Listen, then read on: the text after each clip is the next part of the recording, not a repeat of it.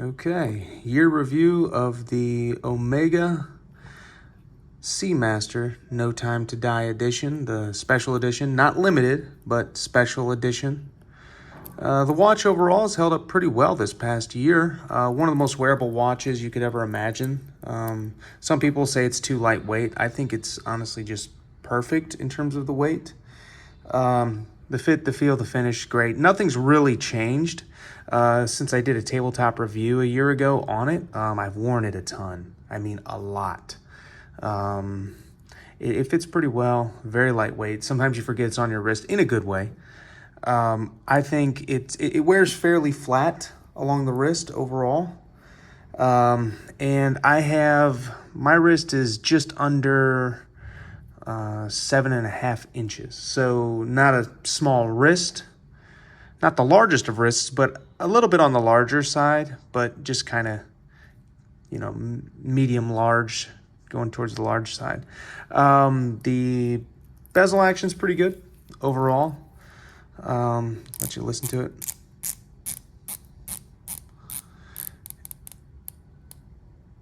Okay.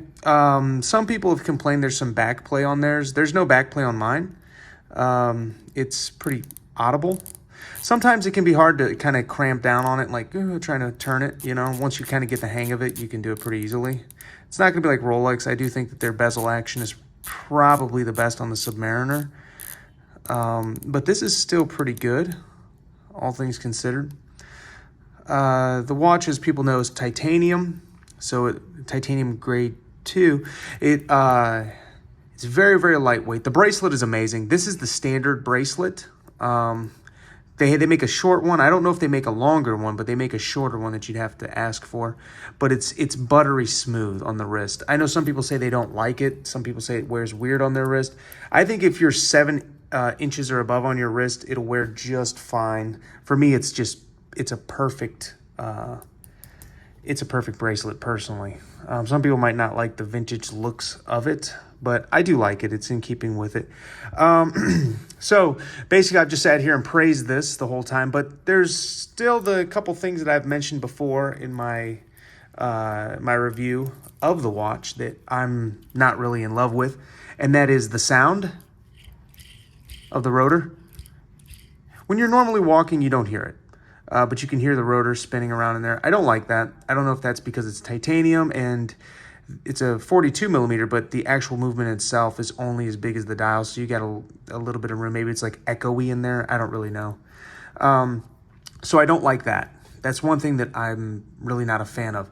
I would say the other thing is sometimes it's not the most legible thing. As you can see, when the hands catch the light, it actually does look great, especially in person.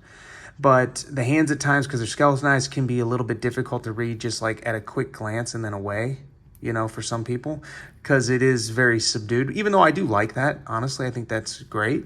But it is a little subdued maybe for a lot of people's tastes. And the loom is not terrible. I mean, and the cool thing is the bezel is completely loomed, but the loom isn't amazing on it. I'll be honest. The loom is not great, but I think that's in keeping with the more vintage Fotina vibe, as some people have said in the past. The crystal's pretty nice, though, and I can kind of see it kind of domed up a little bit. So there is that as well. And then, so not that legible, all things considered. There are more legible divers out there for sure, no doubt. They don't probably look as cool as this, of course. And then, so the loom as well, along with the legibility stuff. The sound of the rotor, and then one thing that kind of bothers me, guys, and this is dumb. This is really, really stupid, because it's like, yeah, dude, what are you expecting? But it's a James Bond watch, which is good and bad, in my opinion, because it never feels like your watch. If you have like a standard Seamaster or some other type of watch that's not like a special edition, but that's kind of why you buy it, right? For the special edition aspect. That's something that bothers me with it, if I'm being completely honest. I know it sounds weird to say, but it does bother me just slightly on the watch, is the fact that it's James Bond's watch. It's a movie prop. It's not really my watch in that regard. And as you can see in the case back, it's got all the James Bond stuff on there, which is cool because, this watch is very, very tame and subdued in comparison to some James Bond watches.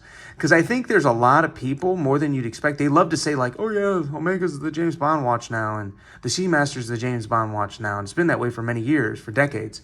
But they don't want it to look very James Bond, you know, like some of them have just tons and tons of like 007 stuff on the dial, and it's just a bit too much. Like, I want it to be the James Bond watch, but I don't want to walk around with a James Bond billboard on my wrist. This is about as good as it gets, in my opinion. I still think it looks great. It shimmers, it doesn't shine. But yeah, the whole, it's James Bond's watch, not really my watch. It kind of bums me out a little bit. It's not that bad, though.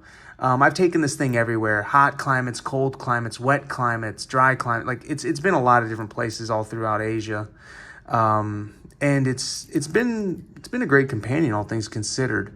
I do think they'll eventually discontinue it, probably soon, given the fact that a new James Bond movie is going to be coming out, so they might discontinue this watch specifically. So I think at that point, you never know, the watch could jump up in value. I don't really know, possibly.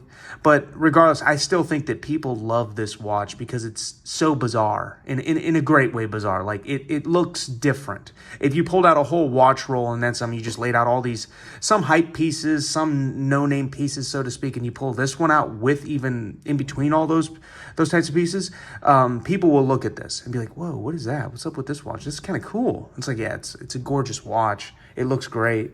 I do love the helium escape valve, to be honest. I love that. And I think it's just a signature of this watch at this point, and it's just amazing. Forgive the glare. I have the curtains open. It's sunny. The light is right on it, so it's going to be glare, you know, a glare magnet right now. But when you're actually wearing the watch day to day, you don't. The glare is definitely not really an issue, all things considered. Yeah, the class hasn't failed me. It's never come open, never done anything weird at all. So some people don't like the thickness of it on the back. I think it's completely fine. It doesn't bother me. This thing has been drenched. It's been in hot climates, cold climates, everything. And it's held up very, very well. It's keeping, you know, 1, -1, +1 a day, essentially. It's really just a great watch. I believe that it gets more than 55 hours on the power reserve. I've kind of tested it, and I think it gets around 60. I know they advertise it as a 55-hour power reserve, but honestly, I think this watch is like 60 hours, and I'm not kidding. I know some people might dispute that, but I honestly believe it's a 60-hour power reserve on this watch, even though it says otherwise on the website. I guess it's better to undersell than to oversell, but yeah, all things considered, the watch is great. If you can get one, I would suggest picking one up. I guess they've kind of gone up in price if you can find them. You can find them on eBay and other various websites. You guys know the websites if you're into watches. Some places it's gone up. Some places the price has stayed steady. I was able to purchase this watch a little bit cheaper because I built up a decent relationship with my local AD. And I think this watch, honestly, if you're buying it overseas right now, from America that is, you're going to pay like 11 grand, something like that. I think in America, you're going to pay almost 11 grand. I got this watch for just under 10,000. I got it for like 9,800 or something like that. So not bad to be able to get it, you know, with a decent discount.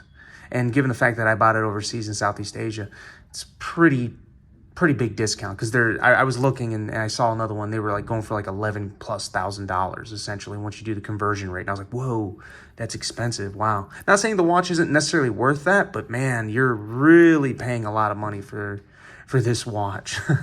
So yeah, I would definitely say go in and take a look. I've seen some fake ones at various places around Asia, and I always love to like look at, and we're talking like super fakes here, like amazing fakes, but the weight on this watch is probably not all watches, but this watch in particular is so lightweight that it's a clear indication that you're holding a fake opposed to this one. Because I feel like holding both my hands, I'm like, oh, you can definitely tell this is the real one and this one's the fake one because of the weight. Because the weight is fairly drastic on a 42 millimeter watch to be so lightweight. And I love the weight of this watch, and it's balanced so well on the wrist, and it lies fairly flat on the wrist. See, I'm just tipping it up, then putting it straight down. Yeah, lies very, very flat and flush with the wrist. So, yeah, let me know what you think in the comments. Do you have one? Do you like them? Do you hate them? I might end up selling it. I think I might end up selling it. I'm gonna make some room in my collection for one other watch I'll eventually review, and people will find out what it is, obviously. But the watch is great. Let me know what you think. If you have the watch, would you buy the watch? Is the price crazy? Are you thinking about buying it? Do you know anyone with it? Just your thoughts. So, yeah, I appreciate that. If you comment down below, let me know what you think. So, like, comment, share, and subscribe.